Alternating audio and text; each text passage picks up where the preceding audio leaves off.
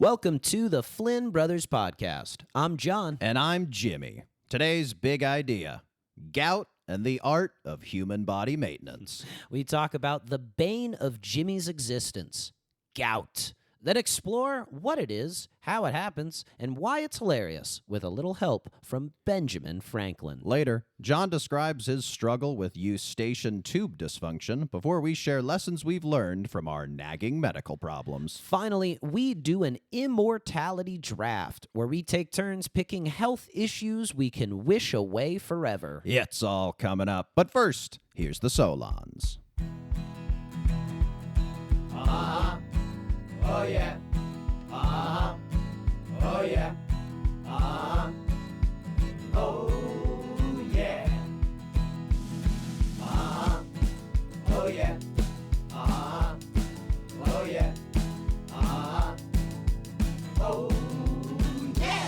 Well, we've talked before on this podcast about getting older, working our way into our 30s, and, people have heard us gripe about our various aches and pains. What have we talked? We talked about back pain, sleep deprivation, I'm sure, teeth, of course. Yeah. And you've had a kind of a new one come up. We were back in Sacramento over Easter. We were eating a lot of sweets, and you had a visit from a new friend. Yeah, I had really overdone it on Easter dinner, just tremendous quantities and then lots of chocolates and caramels late at night. And I awoke in the middle of the night, probably around 1 a.m., with what felt like a hot barbell on my chest. And I was like, well, that certainly isn't a very good sign. And, first thinking, perhaps, is this a heart attack? No, it's merely heartburn working its way up the esophagus. Yeah. And it was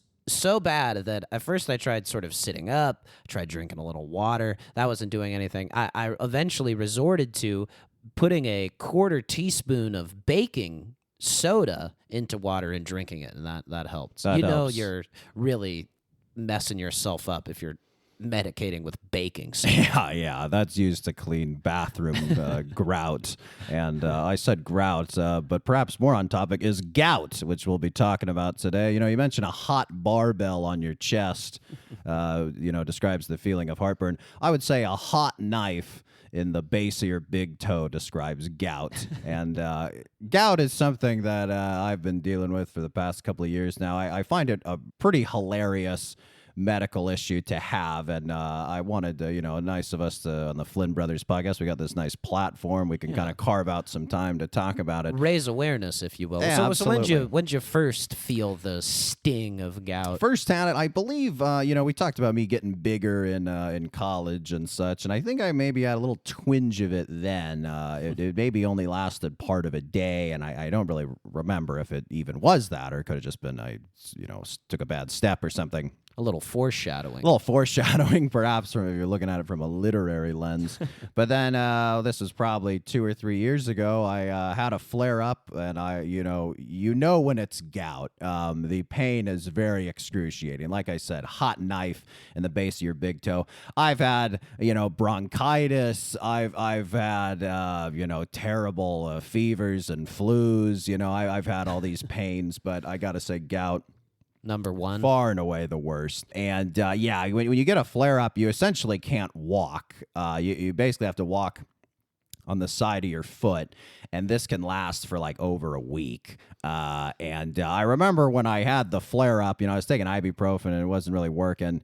And I remember hobbling around the apartment. We're watching a movie. You and my girlfriend were watching a movie, and I'm kind of hobbling around on the side of my foot, and I see you both kind of exchange eye contact, and you're laughing at me. You're laughing at me suffering with gout. Because you're dragging around your foot like it's a club foot, well, I would say. And you're very much, you're hobbling around in what can only be described as the prototypical fashion of the way someone hobbles. Right. It seemed as though each step was agony, but at the same time, it's not like we saw you hurt yourself, and you're not necessarily wearing a cast. There's no wound. There's no bleeding that has occurred. You just got to take my word for it that it's excruciatingly painful. Yeah, and it's basically, well, what causes gout? How do you? It's genetic mostly. It can can be caused by diet, lack of exercise, that sort of stuff, but it's mostly genetic. There's members of our extended family and family who have it. So that's likely the culprit. But essentially what it is it's inflammatory arthritis. So it attacks your joints, and like I said, it's a hot knife of pain. And there's essentially these things that can trigger gout. So you kind of always have it, and then there's things that trigger it. So it's lying in wait. It's lying in wait. Yeah. So it's basically too high of an amount of uric acid in your blood. And so certain foods contain what are called purines. And these purines, if you eat a food with a lot of purines, it can raise your uric acid level and trigger a gout attack. The uric acid essentially crystallizes in the joints, causing that aforementioned hot knife pain. But some of the foods that cause it are like red meat, shellfish, too many sweets, alcohol. There's certain types of alcohol, especially like beer will especially do it. So if I'm ever out drinking, I'll maybe have one beer and then I'll cut it off and I'll be like, oh, give me a, Jack and whiskey, doctor's orders, I don't know try if to be a healthier. doctor necessarily would say,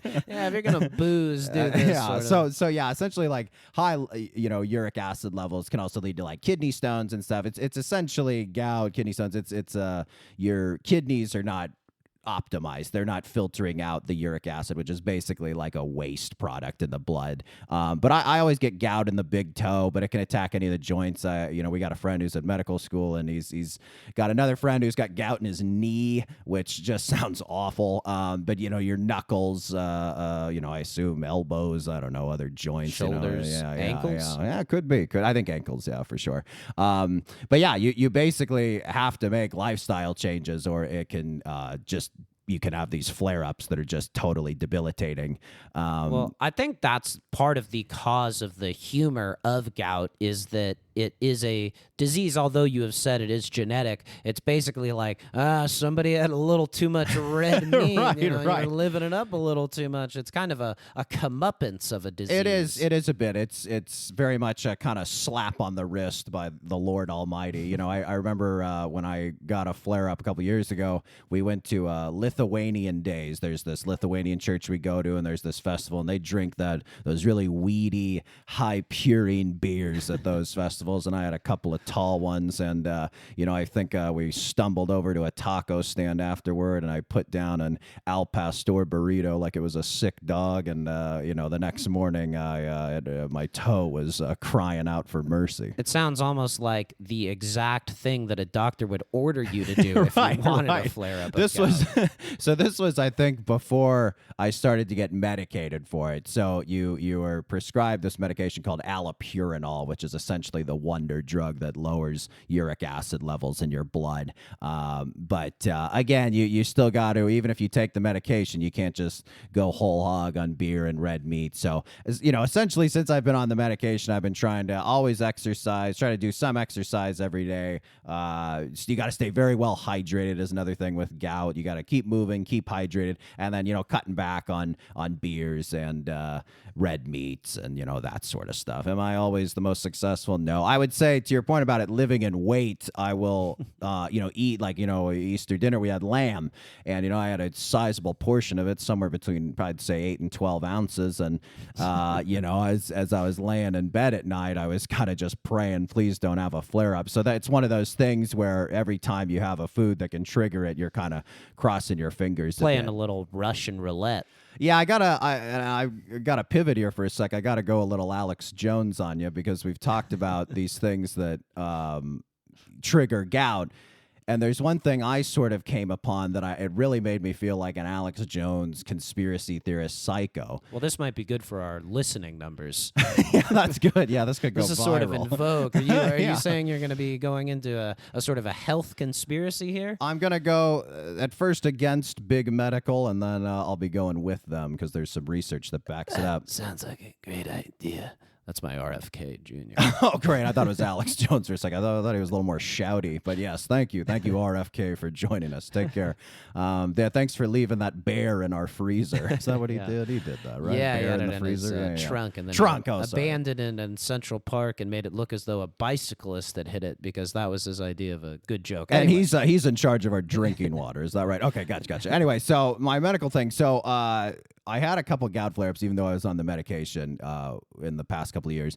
So I had it once. We went over to a friend's house, and I had some crab dip, and shellfish can cause gout. So I was like, okay, I had a flare-up after the crab dip. Maybe that was it. And then around the same time, about a year later, I had another flare-up, and I was eating pretty healthy, and I was just kind of surprised by it. So I'm kind of looking at my calendar, trying to, it was basically almost to the day a year later, and I'm trying to figure it out. And I realized something, that I got my gout flare-ups, each of them, 1 year after the other, 2 weeks to the day after I had gotten my COVID booster.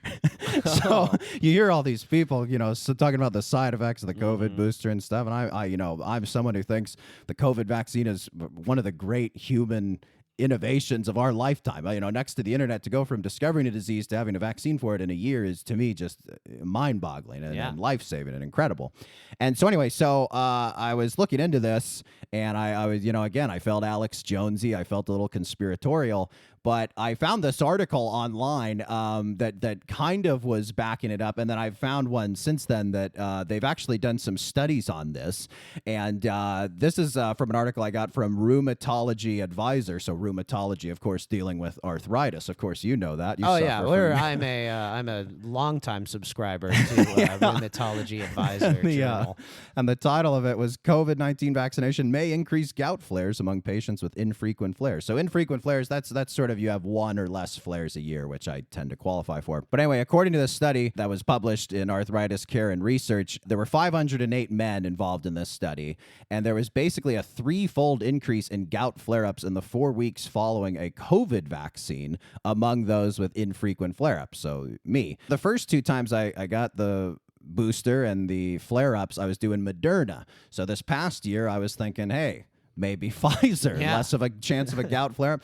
And I have not had one. I did not get one after the Pfizer booster. So we'll see again this year. I'll get my booster and probably go Pfizer again. But something funny I noticed about all this is that it is possible to both do your own research and get a vaccine. They don't have to be mutually exclusive. Don't you find that interesting? And you were doing your own experiment by switching over to Pfizer, which is, I thought a worthy thing. But I think, too, something that's interesting with COVID is going to be breaking open some new things in health. Yes. It has already in bad ways, like with people trying to deal with COVID. But yes. It is just this new disease that's in our bodies, and we don't really know all of the different ways that it's going to take place. And sort of coinciding with that, there's also all of these GLP-1s, which we've really kind of dove head first into. And it's like we're sort of playing fast and loose with some pretty big things, I feel. Yeah, and I don't mean to be,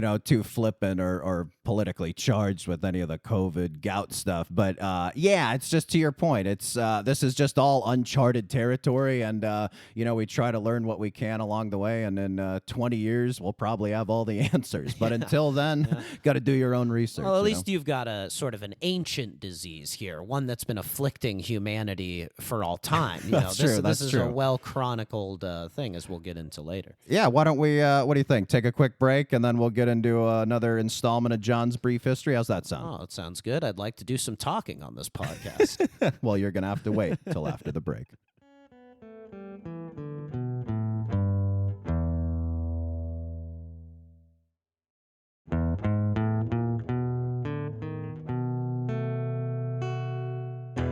All right, well, now it's time for me to do my least favorite thing and let my brother John talk. So we're going to get it. What can I say? I'm the gout expert. I had to do a little heavy lifting. There wasn't much I could contribute there other than how humorous you look when you're hobbling around with gout. All right, let's get into John's Brief History of Gout. Where'd you get this info, by the way? This is from a Brief History of Gout. Sort of seems like they might be stealing. I gotta talk to my lawyers about that. By Sham Batarji from the International Journal of Rheumatic? How do you say? Rheumatic. Rheumatic. Yeah, rheumatic diseases. Rheumatic diseases. And so, to put you sort of in context of history, many great figures have studied and felt the effects of this, starting with the pharaohs in Egypt, who are probably the first people to achieve the sort of lifestyle that you need to have with gout. Hard to see if you're always, sort of living hand to mouth in caves, hunting and gathering whatever food scraps you can, that gout would flare up for you. Yeah, you'd probably be moving around too much, and you just we wouldn't allow those uric acid crystals to seize your joint. Yeah.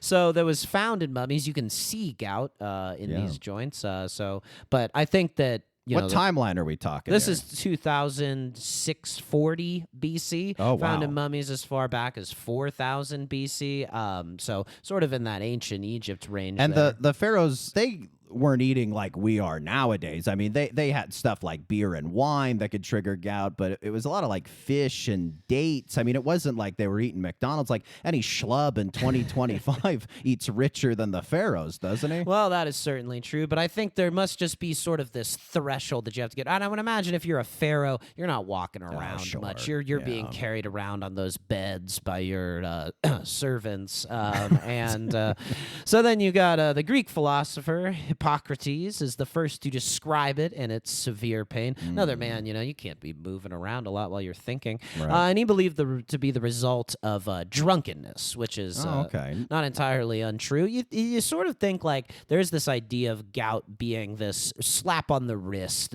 your body sort of saying, hey, now, you cut that out. And I think that jives with sort of an ancient philosophy sort of thinking. Yeah, just part of getting older, too. You try to do certain things athletically that you could do in your teenage years, and now it's your 30, you can't do anymore. And that's just part of getting older, getting gout, turning your ankle, all these little things. It's just nature, it's God, whatever you want to call it, just giving you that little slap on the wrist. Yeah, reminding you you're mortal. It's labeled the king's disease. They start sort of narrowing it down, or I suppose broadening it now with rich food, red meat, sweets, and booze. Henry VIII famously had it. Oh, sure. And then you had these couple of physicians and researchers from England, the physician Thomas Sydenham in the 17th century, and researcher Sir Alfred Garrett in the 19th century, separately credited with identifying and studying gout in terms of our modern understanding. So they probably had more microscopes, and they were actually able to do some scientific study instead of Hippocrates, who was just sort of like, when I drink beer, my toe hurts, I don't know how much a microscope is doing with the toe. Maybe they have magnifying glasses. I like imagining these guys as sort of Sherlock Holmes figures,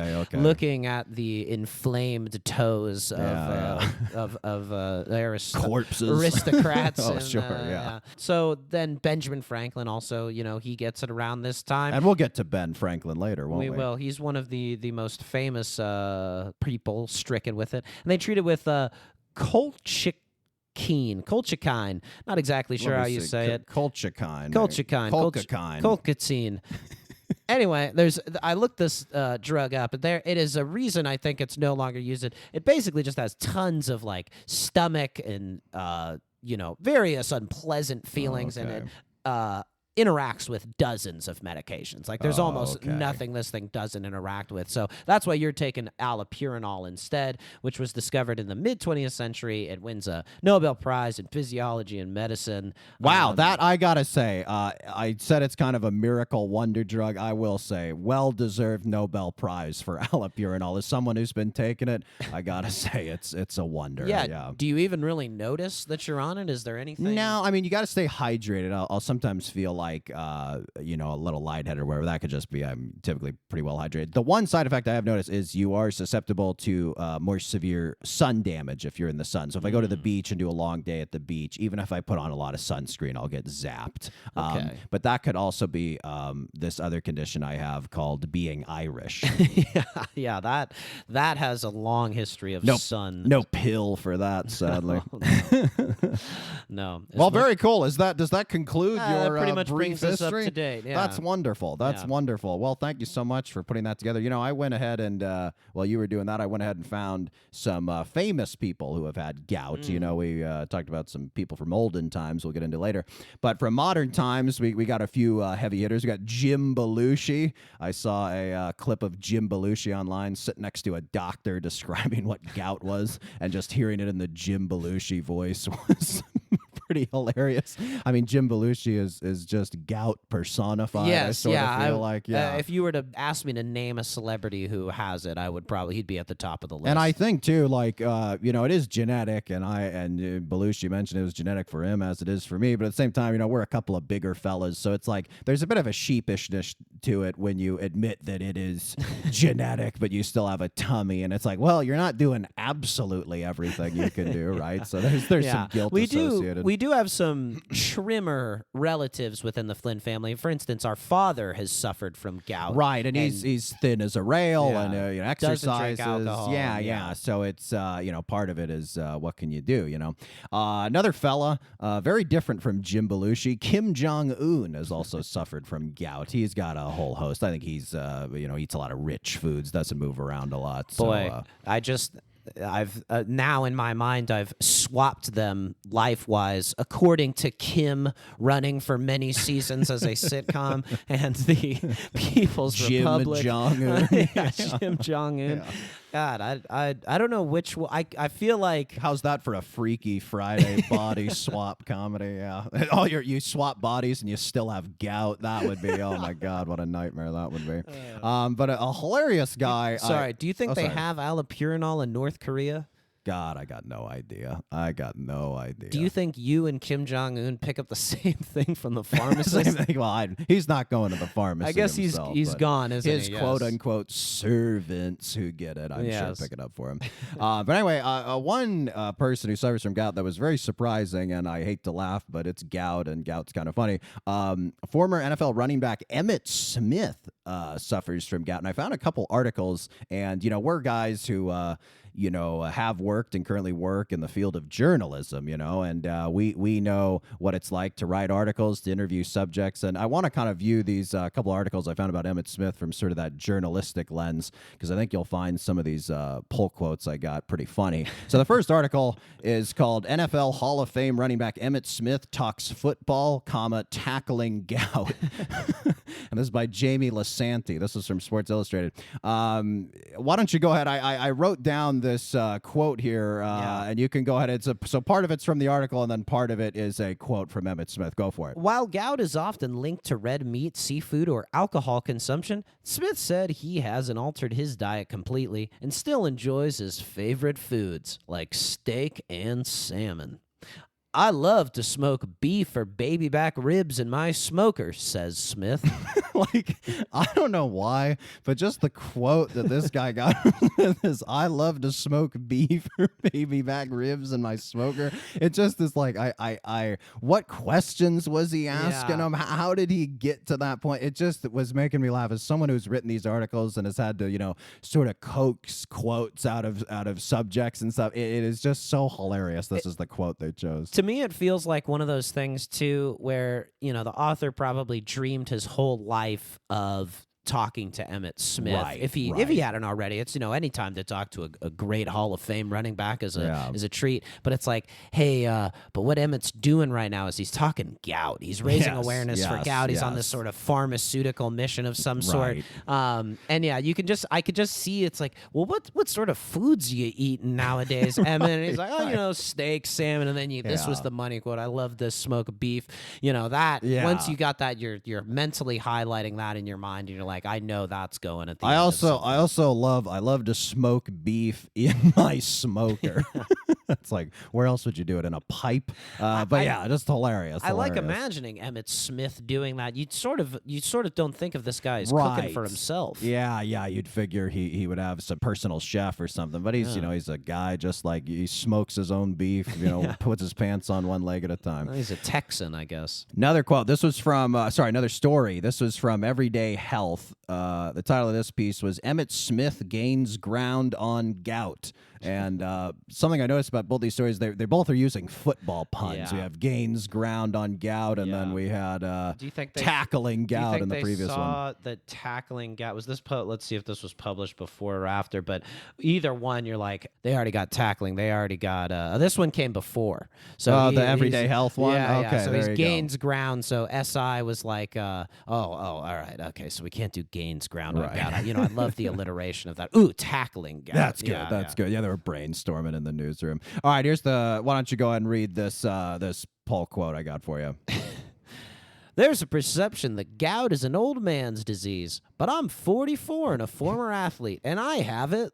Said Smith. Said It's just Smith. hilarious, dude. Like, it is true. Like, there is that perception that gout is an old man's disease, a king's disease as well. Do you think the lack of sympathy surrounding gout, I have to say it's probably one of the least. Sympathized with. Yeah. Oh, for sure. Well, here's what I'll tip my cap to Emmett on is it's an embarrassing health condition, I would say. I think it would qualify under an embarrassing health condition. And there's a level of courage involved in terms of talking about having an embarrassing health condition. And I'm someone who does it just, I think part of it out of, fear, A, that you have a medical condition that you'll probably have for your whole life. But B, you just kind of got to embrace it. Like, there's a lot of people who, when they get diagnosed with stuff, they want to keep it private, and I understand that. But really, and maybe it's self-serving, but really it makes you feel better and kind of accept these things if you're able to talk about it with friends and joke about it with friends. We'll go out to a bar or out to a restaurant. I'll be like, just one beer for me, and then I got to switch to wine or whiskey. Hey, doctor's orders. It's just like something funny. It's like, Jim's got gout. We got friends with GERD, the acid reflux, and they're like, I probably shouldn't do any more red wine. And you just kind of make a joke out of it. And I think it's kind of when you deal with nagging medical issues and stuff, it's kind of a good way to just go about getting through the day-to-day stress of it, right? Absolutely. I also think the name of it, just gout, for Yes. whatever reason, is hilarious. Yeah. Like, it's just hard Yeah. to not chuckle when you hear that. And I think you're talking about something true, though. As you get older, the road of enjoyments begins to narrow. Yes, Like, of when you hit 21, the world is pretty much your oyster. You Right, can right. start imbibing, eat whatever, drink whatever, and consume whatever. And then as you get older, it's like, whoop, can't do that anymore. Right, That off ramp to red meat and beer, that's closed to me for a Closed, little yeah. while. You Yeah. can use it once a month. You can use that yeah. exit. Yeah, no, it's true. Okay, some celebrities, from olden times that have had it. We mentioned, I don't know if he's a celebrity, but Henry VIII, the pharaohs of Egypt, etc. But Beethoven, Ludwig von Beethoven, he had it. Famous author Charles Dickens had it. And then our good buddy Benjamin Franklin had it. And you are someone who's done a lot of reading about Benjamin Franklin. You've read his autobiography, is that right? Or Yes, a biography? yes. An No, autobiography. And I don't know, was this piece you found in his autobiography? This was excerpted from Benjamin Franklin. He was a printer, so you would think that he would understand the economy of space that you need when Right. you're putting out a periodical of some sort. But he's quite long-winded. And so this, which we're about to take some excerpts from, is a dialogue between Benjamin Franklin and gout. Good. When he was laid up with it for a period of time. It was, I found here, the title of it is Dialogue Between Ben Franklin and the Gout. So he's giving it's sort of personified, I suppose. It has this sort of regal title. And it was written by him in 1780 during a 6-week period. He was confined to his house with gout. 6 weeks. I mean, the longest flare-up I've probably had is maybe a week, but 6 weeks, man, that guy was eating his salted meats, wasn't he? He was living in France and just absolutely living it up. I mean, one thing that maybe people don't really realize about Ben Franklin is kind of after the Declaration of Independence gets written, he's for the Revolutionary War, he's in France, Right, Like right. he's not in the trenches with George Washington. Yeah. He's over in France and in salons and Eating having camembert and drinking cab sauv, you're saying. flirty repartee with ladies, trying to convince people the French to support America in the Revolutionary War. He would style himself. People found it was interesting that there was an American. He would wear a raccoon hat. Just to playing look the at character. exactly. Yeah, Look at yeah. how wacky I am. That's funny. All right, so this dialogue, it's got a couple characters. It's got Benjamin Franklin and gout. And since I have someone who has suffered Gout. I think I will take on the role of Benjamin Franklin, and that then would cast you as Gout. How does that sound? It sounds good. One thing I noticed, though, with this Beethoven, Charles Dickens, Ben Franklin, I mean, these are some great minds. Yeah. And Jimmy Flynn. Jimmy That's Flynn. a hell of a list That's of some guys, good company. isn't it? The Yeah, not Gout bad. Mount Rushmore. All right. Let's get into this. I'll be Ben, you be Gout. Here we go. Yeah. What have I done to merit these cruel sufferings? Many things. You have ate and drank too freely and too much indulged those legs of yours in their indolence. Who is it that accuses me? It is I, even I, the Gout. What? My enemy in person? No, not your enemy. At this point, Gout, I'm going to sort of paraphrase here, tells Franklin he's not his enemy, he's instead his physician, here to teach him that he needs to exercise more. He chastises Franklin for his lack of exercise. Franklin protests. Gout strikes him again. So let's hear you do So your... he strikes, like with a flare-up? With a flare-up, yeah. And So then this you- is the rapping on the knuckles that we had discussed. yeah, okay. Benjamin Franklin experienced this as well. And at this point, Franklin protests that he does exercise. I'll pick it up from there. It is not fair to say I take no exercise when I do very often, going out to dine and returning in my carriage. That of all imaginable exercises is the most slight and insignificant. Gout goes on and on to this point, basically describing in way too much detail how blood moving keeps your body warm and how walking moves blood around. Benjamin Franklin... Kind of true, though. Not quite as scientific as we know it now, but pretty much true. This was just Benjamin Franklin kind of feeling himself. Like, I think he just wanted to show everybody he understands, like, a basic knowledge of circulation. Okay. Yeah. And so Franklin's like, oh, you're going on too long, which is kind of a funny self-edit by Franklin. I mean, Right. that's a huge paragraph, like just going on and on and on. He says it's tiresome, and he gets struck again. Gout continues, Franklin's offenses are that he promises to go on walks, but then he violates his promise, alleging at one time that it was too cold, at another too warm, too windy, too moist, and what else you pleased, when in truth it was nothing but your insuperable love of ease. Franklin then says, that, I confess, may have happened occasionally, probably 10 times in a year. Your confession is very far short of the truth. The gross amount is 199 times. So Franklin's a self-aware liar, basically, calling out his own BS, essentially. It is pretty fascinating to see all these years later a guy who is struggling with the exact same things that we struggle, where it's like, I'm going to work out. I swear I'm going to work out. And he doesn't. And so the other thing is that Franklin is, when he's in France, he's staying at these like beautiful villas and mansions, and he's the guest of honor at all of these different places with beautiful gardens and lots of places to walk. But instead he just sits kind of on a porch, drinking tea, playing chess, watching the ladies go by, probably giving him a little wave, and then riding back home in his carriage, which is hilarious to think of that as exercise. He's thinking yeah, it's like I walked to the vending machine. Yeah. I had to step up into the carriage. So then, Gout tells him to burn his carriage or else use it to transport peasants. And after, being struck a few more times, Franklin promises to change his ways and to take exercise daily and live temperately.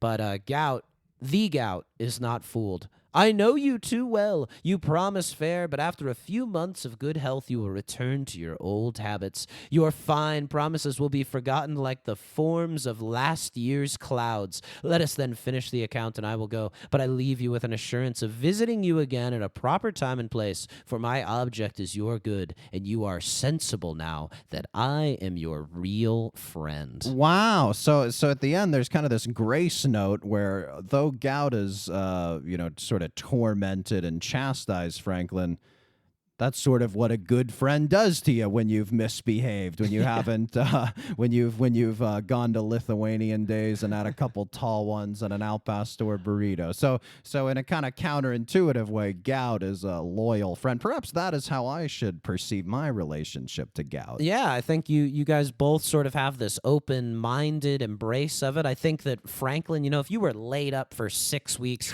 with something that was almost entirely of your own doing, you would have a little bit of time for reflection, and perhaps, maybe there's some changes that need to be made, and perhaps this is a good thing in the long run. Well, lessons learned. Very, very, very fascinating. All right, well, when we come back from the break, I think it's time to turn the focus from me to you, and we're going to learn a little bit about your weird medical condition.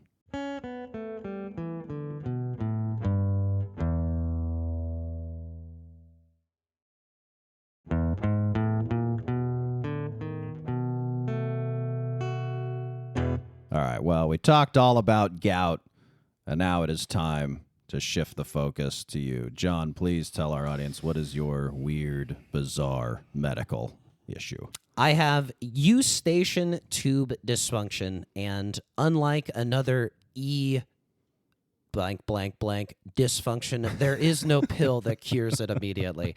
So how this happened was I got a cold up at altitude. Where were you? I was up at a camp, which I've probably mentioned a few times now. yeah. Camp Recreation. It's a place I go for people with special needs and disabilities, and it's just this beautiful, heartwarming week where you essentially let these campers do whatever it is that they want. You know, Right. make them the center of attention. The only negative side of it is you are bringing a bunch of people from a bunch of different places all together in very close conditions for a Right. week, and probably about 3 times in the 12 years that I've gone up there, I've caught a little something. One of those Sure. times being COVID.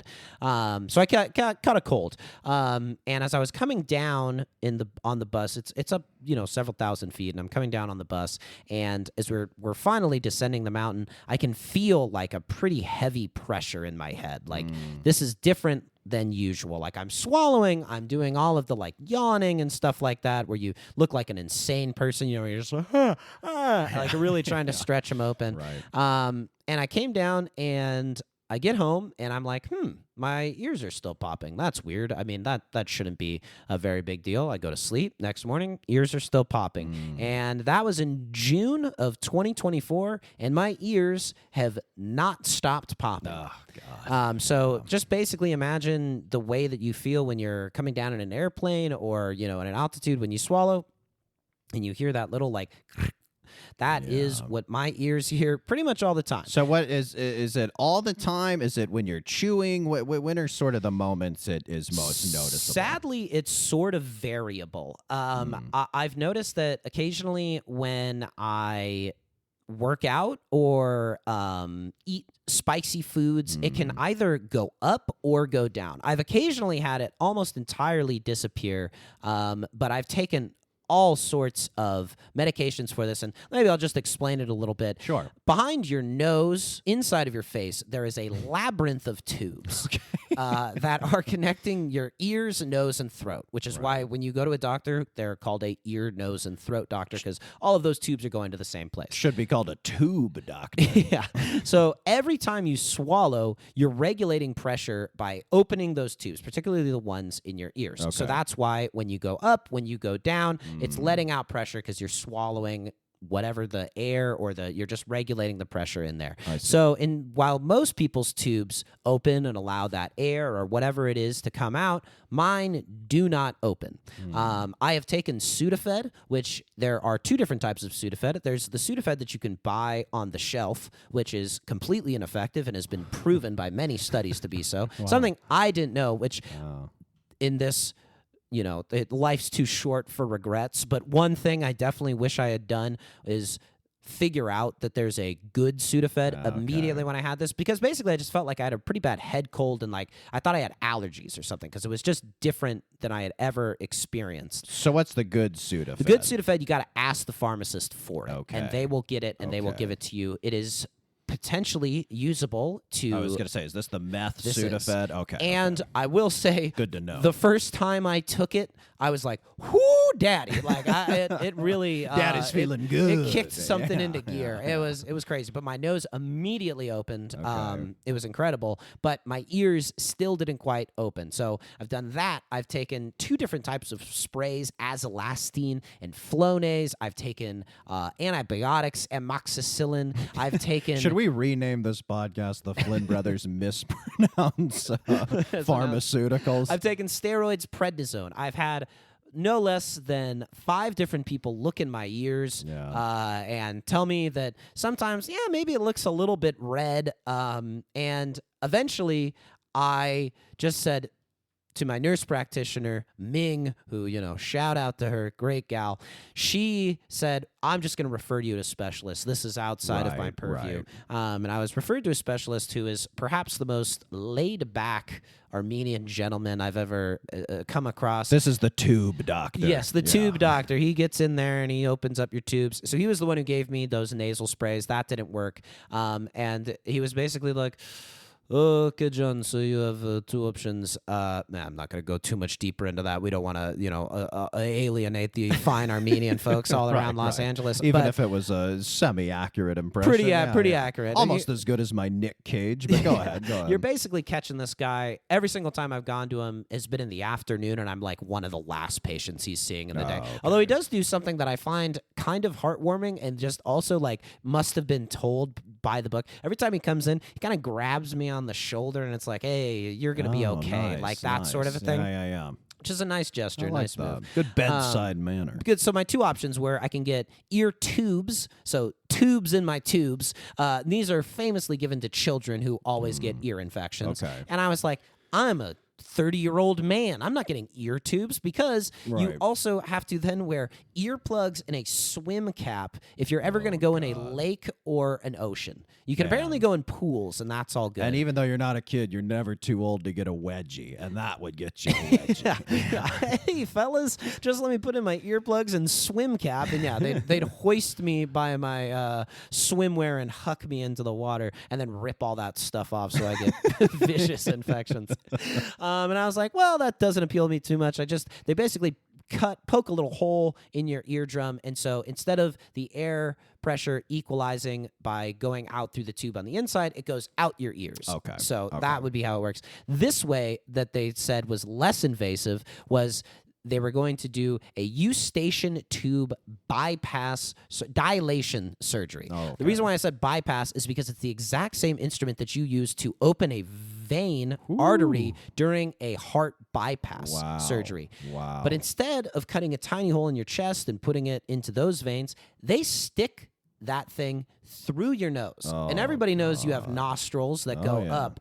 What people don't know is you have nostrils that go backwards. So once you go up in the nostril, it goes back. barely up. Barely up into Barely your up, nostril, it barely starts up, going and back. then go. Wow. There's a hole that goes back, and that is where you get into the Eustachian tubes. Phew. And so they stuck these wadded up and numbing fluid-soaked tampons, essentially, into my nose, deep into my nose, like 3 inches deep, Yeah. like just crazy deep. And then that numbed me up my whole face. Couldn't feel my face. Couldn't feel the Right. roof of my mouth. And then they stuck these things in my tube. They had a camera on these tubes. Okay. And like and a they were- colonoscopy. Yeah, basically, yeah. I had to shut my eyes. I couldn't do it's it. It was terrible, crazy. yeah. And so they then, hang a right, and then they inflate a balloon 3 centimeters for 30 seconds. Oh, and the idea is that this will then open up your Eustachian tubes. They do Okay. that for one ear. They take it out, go back in. They do it for the other ear. It's one of the gnarliest things And I've ever had done to me. You had this done a couple of months ago, maybe? A couple of months ago, and the doctor said, John, this will be about 60 to 70% effective. Oh, there I you go. I You went dipped into back into the accent. 60 to 70% effective, which I was like, God, those are not great odds Yeah. for the invasiveness of it. Let me put it this way: if someone laid a steak in front of me and said there's 60 to 70% chance you're getting gout after eating this, I'm not sure I'd eat the steak. I maybe would. I would think hard about it, but like you, you can see both sides. Yeah, but it's just been months of this, and so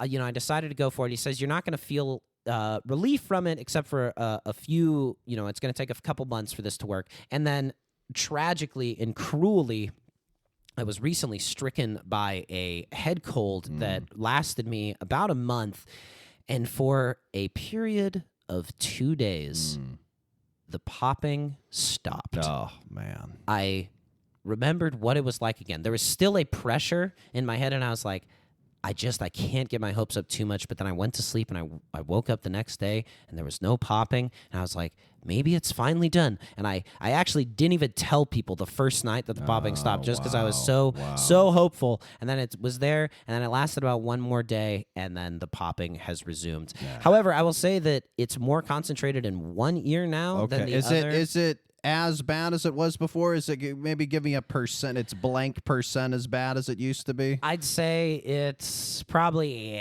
60 to 80% better. It depends. Sometimes, really, okay. Like right now, there's only one ear popping, but every now and again, the right ear starts popping. The left one is the one that I haven't quite been able to, but I'm just going to keep giving it a little bit more time and see how it goes. But it was really the first thing that I've ever dealt with where there wasn't a solution to it. Like in contrast to gout, it's not painful. Right. It's just annoying. When I go up in airplanes, it can be a little bit painful because it's sudden changes in altitude and stuff like that.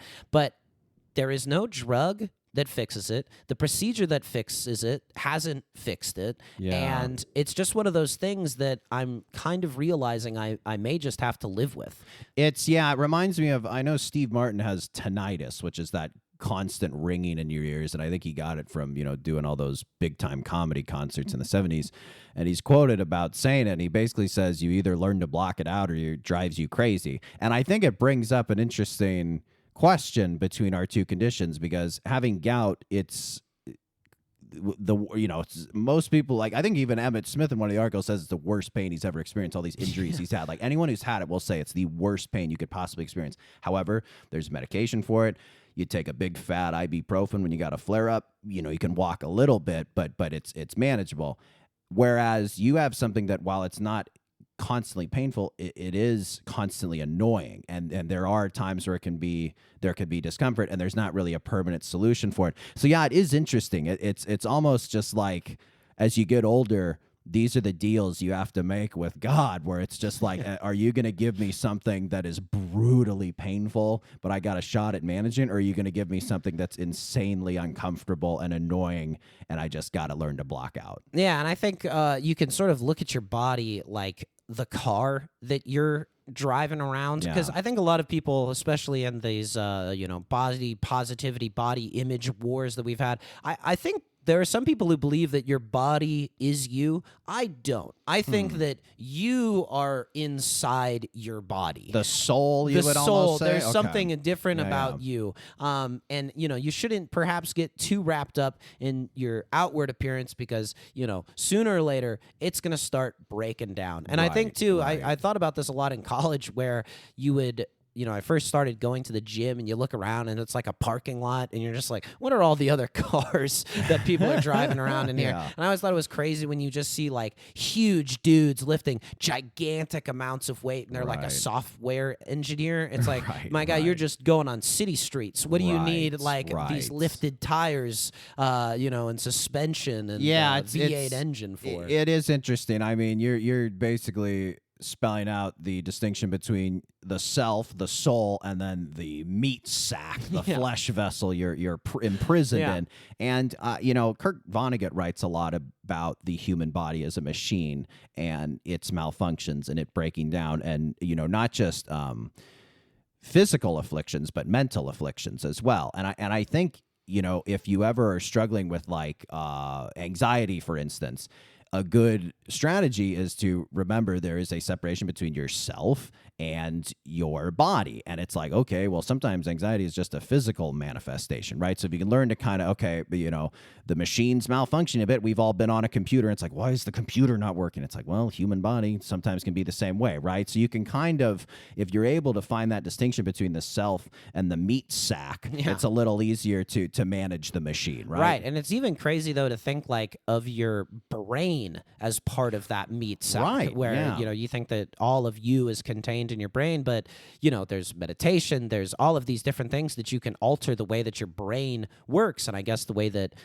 you work as well. But I do think to continue the car analogy, it's like, eventually, we got a little scrape on our car that's now a little rusty. Like there's some parts of it that creak. Every now and again, the parking brake light comes on when the parking brake isn't on. Right. And just like eventually the body just like a car, starts breaking down in these little weird ways, but you can still drive it. Do you feel a level of gratitude, as annoying as Eustachian Tube Dysfunction and Gout are? I feel like there's a level of gratitude I feel in terms of, maybe it's just living in Los Angeles, all this gratitude bullshit.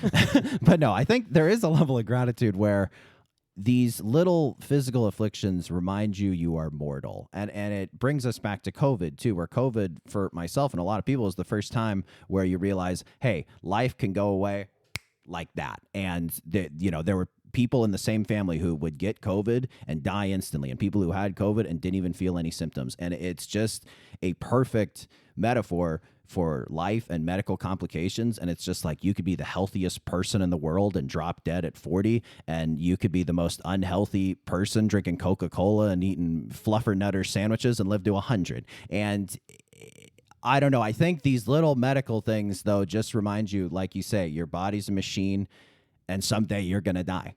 Yeah, and there's a difference between little fender benders and people getting totaled. Like, Yes, people yes. truly, like, I think when you have something and you're not in perfect health, you're a little bit more aware of just like, man, that person is like living with cancer. Or the person who Right. just popped into my mind, LeVar Ball, had his leg removed because of diabetes. And you're just like, well, maybe it's not as bad, like the thing that I'm going through. Yeah. And you can kind of take solace in all of us going through life together. Nobody is in this perfect car. We're all No, and when people make the cliche toast to your health, or older people say, hey, you got your health, these cliches really are true. It's like having your health really is everything. And I think too, obviously people are entitled to keep information about their health private. There's certain things you want to keep private, make public. That's totally fine. But I do personally find it cathartic to talk about medical issues, serious or unserious, and I feel it's very unifying. It's one of those things, like talking about the weather, that everyone can relate to. Everyone's aware it's raining outside, right? Or it's like everyone is a little sore or didn't sleep very well last night, right? So it is one of those things that I think is such a unifier when you're building relationships with people, to like openly talk about health stuff, and then also just to poke fun at it. So Eustachian Tube Dysfunction, Gout, these things that we think of, we cannot go more than a day without thinking about, right? Yeah. They are brought into the light and seen as something more to joke about and just try to brush aside, as opposed to kind of this dark cloud hanging over you. Right. You can totally over obsess on your health in negative ways if you have a recurrent condition that just doesn't seem to be getting better, or that you haven't really come to peace with yet. But I think that's why we find it, like, it's always good to sort of joke around with health things, but once somebody has like sort of told you about something for the nth time or something like that, we kind of get a little bit tired of it. It's sort of just like, yeah, you're in a meat sack. This thing ain't. This thing is the product of. yeah. We're living in ways we never ever thought possible. Like, of course, there's going to be some complications, and also just sort of shit happens, and like things are going to go awry for you. But yeah, that's kind of just part of what brings us all together. That we're all going through a little bit of something.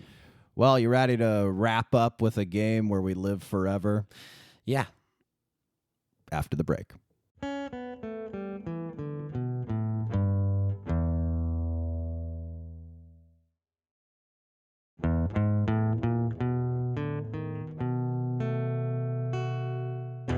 Okay, we're calling this the Immortality Draft. How this is going to work is we're going to take turns picking health issues we can wish away forever. So, for example, if you're lactose intolerant, one of the things you can draft is, I am lactose tolerant, for instance. Does that make sense? I Cool. hate lactose.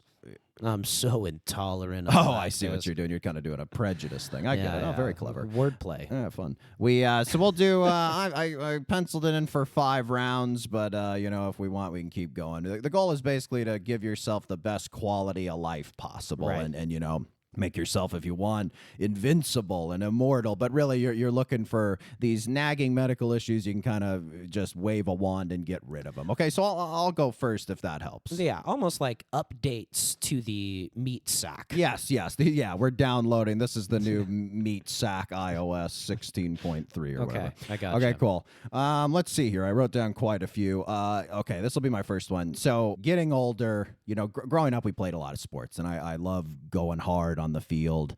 on the hardwood. And, you know, you and I, when we play tennis, it gets competitive. And we played a couple years ago, and you did kind of a little lob shot, I don't know what you call it, right by the net, and I had to charge furiously toward it, and just threw out my back running up to it, just the sudden burst of speed, and it put me out for a really long time. And the thing I'm drafting is, when I play sports from now on, I can go as hard as I want with no repercussions. So no turned ankles, no slip discs, none of that. I really want to just, when I know, you know, I don't play these sports regularly, but when I get into weekend warrior mode and I want to go nuts in a game of ultimate frisbee and I'm just bombing them downfield, I don't want a sore shoulder. When I go up for a massive rebound and I land wrong, I don't want a turned ankle. When I'm going for that little tink shot in tennis, I don't want to slip a disc. So I'm sports injuries, no more. Yeah, got it. Yeah, I mean, that's pretty clear that I would read the scouting report, you know, make the big man move. That was what it was. Yeah. All right, so this one, that's nice. I'm also going with a hardware component. I'm asking for indestructible bones. Okay, interesting. I don't want I'm really thinking long term here. Because okay, you I've never actually want to break a bone. Okay. I've never had a broken bone. But we in our family, we got some osteoporosis. That's right. Yeah. And as you get older, I hear you break the hip, death sentence. Oh, okay. So I got to say, though, my girlfriend's mom, she's had both hips replaced, and she's doing pretty well. Well, you replace them before they break. Before when they break, Good then point. Then you're in trouble. You're waving the swan, so you don't got to get the hip replacement. Yeah. There I also you go. just really liked the phrase "indestructible bones." Yeah, pretty I think cool. If I there's like that anybody one. out there who needs a band name, I think that'll. I like that quite a serve you bit. well. Well, you know, for my next pick, I'd be remiss if I didn't do something gout centric. Right. So I think, you know, it doesn't surprise anyone that I'm waving my wand and I'm going to cure myself of gout. However, this is sort of a two-pronged thing. In addition to not having gout, I'm putting a hex on you to make you have gout, so you know what it feels With your like. second pick? That's my second pick, a hex on you. You have gout. You may not eat red meat. You may not drink beer more than one or two. A hex You may not on pass go. You may not collect $200. Because you laugh at my gout bane and you just have no clue. I know it's a hilarious word. I know it's hilarious that red meat causes it. I know it's hilarious that it's concentrated in your toe, but I need you to feel gout. When I pray to God on my knees at night, I'm just begging him to give you gout bane. Wow, you could have had no cancer. You could have had a heart that never stops. Not and interested. Instead, Heart you gave that never me gout. stops. I had this one. I am, none of mine are vindictive. You know, that's it's not in my spirit, and I hope you get better from that, buddy. You know, it's not good to wish ill upon others, I particularly feel okay, your brother. honestly. You're feeling Yeah, okay. yeah. Well, Better, in fact. oh wow. Okay, moving on. I would like memory like on a desktop computer. Oh. I want it organized. Oh. I want to be able to throw away stuff that I don't need anymore. For instance, Manteca water slides, which is stuck in my head because Manteca water slides was something that I guess existed. It was I a mean, water I think park you in could- Manteca, Yeah, I think California. you could pretty easily put it together. When but we were kids, there was a jingle that would play in between the shows on Nickelodeon Cartoon Network. Yeah. Exactly. That's still in my brain, but basically everything I learned in school is gone. And I wish that, I could just like go back into U.S. history or world history, all of these things that I learned at one point and just tap through the folder and whatnot, and it would be perfectly organized right where I want it. like and, that. it doesn't degrade. It doesn't, get tainted by my own recollections. If a memory's particularly painful, straight in the trash, but I can keep the lesson that I learned from it, It's sort of eternal sunshine of the spotless mind. I guess so. It's a slippery slope, I guess, when you start deleting memories. Yeah, this because wouldn't be the main first reason time you've reverse engineered a screenplay, would it be? the main reason I want it is I'm just staving off dementia. Okay, feel like this is interesting, I'm okay. maybe reverse jinxing myself here, and I'll be thinking about it later in life when the doctor's like, "You got it, buddy." I'll be like, "I should have never wished to never have it on that podcast." But that's it. Memory like a desktop computer. That's pretty good. So I over the Easter weekend, I flew back to New Jersey and back to California again, and I get quite a bit of motion sickness on airplanes, car rides. I don't like theme parks. I don't like theme park rides. I'm always standing at the bottom waving to my friends and lovers on there, and I think with my third pick, I'm going to go no motion sickness. It is something that really just feeling queasy blows. It just really sucks to be on a winding road or an airplane. Airplanes are already so claustrophobic, and the people on there. I got to tell you, when I was on my flight, I'm flying to New Jersey. There's a woman flossing with a floss picker on the flight, and I think, oh my God. Who let this animal on board? It's absolutely disgusting. At least I'll never have to see that again. On my flight back, not one, but two people were flossing. Oh, my God. I mean, it's just disgusting. I've heard stories of people clipping their toenails and fingernails, on airplanes. It's flossing. It's so disgusting. And look, we're two guys who had a podcast episode about how flossing is great in the bathroom. Yeah, well, go to the air. There's a bathroom on the airplane. If you're flossing 6 inches from someone, it's absolutely disgusting. Vile. Anyway, back to my point. No motion sickness. My third pick, no motion sickness. Almost no queasiness. I would almost go to that. But yeah, no motion sickness. I can go on Splash Mountain. I can ride the teacups at Disneyland. I can go on airplanes without having to take Dramamine. No motion sickness. Great. Mine is a supercharged immune system. Okay. I would, I can understand. Everybody gets sick. You get sick. There's bacteria, viruses, all of these things floating around. The human body's going to take them in. Of course, you're going to get sick. I think, though, what I would like is if I take it easy, take my vitamin C, have a chicken noodle soup and a good night's sleep, I'm right back. One day colds, day down. one day colds. And Yeah. everything, Just any type of sickness, COVID, flu, because when you have a cold or something that lingers on for like a week, or you feel better, but maybe you're not 100%, but you try anyway, and bam, you're right back down again and you're sick. It's just, there's nothing worse than not being fully healthy, but also like not being like sick. There's just really something debilitating, depressing, and demoralizing about being a slug in bed, and you have to be a slug. You cannot, your body isn't strong enough to do any sort of workout. No. You go for a walk, you're getting winded. Like, I want this immune system. I mean, it knows what it's fighting. Yes. Right? Yes. Like, it's targeted the enemy. Just zap it out of there. Yeah. Take care of it. When I get sick, I always have a tendency, all right, I'm going to get to catch up on some work, and then all you end up doing is just like absentmindedly staring at YouTube videos until the day ends. Yeah, it's like, why does my brain not work if my right, body's sick? But it's clearly it's just working, and it's like, fine, I will shut down, but I'll give you one day. Yeah, I like that. I'm surprised this one made it so far. My scouts and advisors were big on this pick, and I'm glad I'm getting it at number 4. No back pain. Yeah, I can't believe, buddy, you let it tumble down. Right. No back pain. I've got it on my list. Yeah, I got it off the board before you. So yeah, no back pain. You sleep, no back pain when you wake up. You play tennis too hard, no back pain. You don't always got to stretch every morning, you know, to make sure you don't get the back pain, doing cat cows and squats and such. So yeah, no back pain. That's great. The way that I wrote mine was back that's meant to stand upright, because that's basically all of our flaws. We used to be, quadrupeds. Now we're bipeds. Yeah. You like that? Hope we pronounced it correctly. But I think we did. I think probably. I think I got there. All right, so colchicine. Colcine. So this is sort of in that same realm.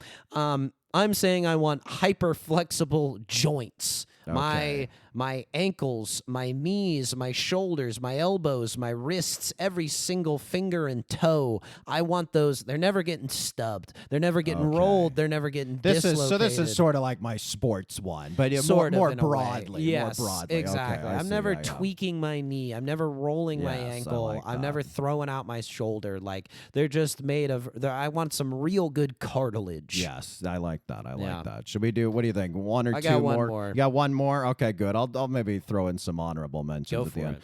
Okay. I'm going to do, you know how they say if you eat celery, it has negative calories because it has 0 calories, and then the chewing Right. burns calories. The digesting, I think. Or the more. digesting, yeah. That, but mac and cheese. Mac and cheese has negative calories. That is my It's fifth very, pick. very restrained of you to only choose one food. I could eat it all day, every day. You know, that's Immortality Draft. You don't want to Yeah. get greedy, right? Right. You don't want to, piss off God, Right. nature, whatever. You know, you may lose your meat sack someday, but your soul will go on, and you don't want a corrupted soul. I'll you know? say this. In this sort of same vein, I had thought of something along the lines of frying food fills it with vitamins. I like that. I like that one. Yeah, Sort yeah, of yeah. self-explanatory. That's very Do a couple good. more. We'll get Do you yours. want my I've got a last great. couple? I've got a Okay. great. And then you'll I've got a close. button. Okay. These are a couple of bathroom ones. Now I'm okay with this personally, but I know a lot of people complain about it because I see a lot of ads for relieving it on TV. But every BM is smooth, right? I'm personally okay with that. You know, we have a biodiverse diet, and you know we hydrate and exercise and stuff, eat a lot of fiber. But I think that's one most people or a lot of people would choose, right? It's Yeah. just like not having to deal with that. And then the other one I had is I'm starting to get to the point where not every night, but more nights than I'd like, I'm having to get up 2-3 in the morning and take a whiz. And I'd like just the nice straight through sleep, no whiz in the middle. I'd like just a nice clean 7-8 hours, sans having to take a leak. Those are two beautiful dreams. What do you think of the mac and cheese, negative calories, every BM smooth, the piss one? What do you think? To me, the mac and cheese having negative calories and every BM being smooth are a little bit in. They're hand in hand almost. I don't know. I think they're a little bit more hand-to-hand combat. I don't think those two things Oh, goodness. naturally go together. Fair enough. Fair enough. But yeah, that's true. That's true. Mac yeah. and cheese 3 times a day. That's, yeah, that's if gonna that be was a what was tough- helping you lose weight, I mean, those are the new GLP ones. Yeah, I'm eating mac and got cheese it every every day. I put meal. a shot in my tummy, and I'm doing okay. All right, you close, buddy. Go for it. I would like functional Eustachian tubes. Yeah, absolutely, buddy. Hey, God willing, God man. willing. God willing. You know, in addition to me, when I at night get on my knees and pray to the God Almighty that you know the slings and arrows of gout, I will add a new prayer to wish away your Eustachian tube dysfunction. How about that, Oh, buddy? thank you very much. Hopefully that prayer is granted. Certainly, I've sent a few up. I've just, whatever you got to do, whatever I got. I've tried it all. But yeah, hey, someday, Someday. hey, at a certain point, the tubes won't be bothering me anymore. If you know That's what I right. mean. Your flesh sack will be And worm that food. gout will be. Yeah. That'll be for the worms to worry about. Please subscribe, comment, and leave a rating. Send questions, comments, or big idea suggestions to our business email, flynnbrospod@gmail.com. Thank you to our producer, Will Slade, and we'll see you next time on the Flynn Brothers Podcast. Take care, buddy. Hey, buddy, you take care.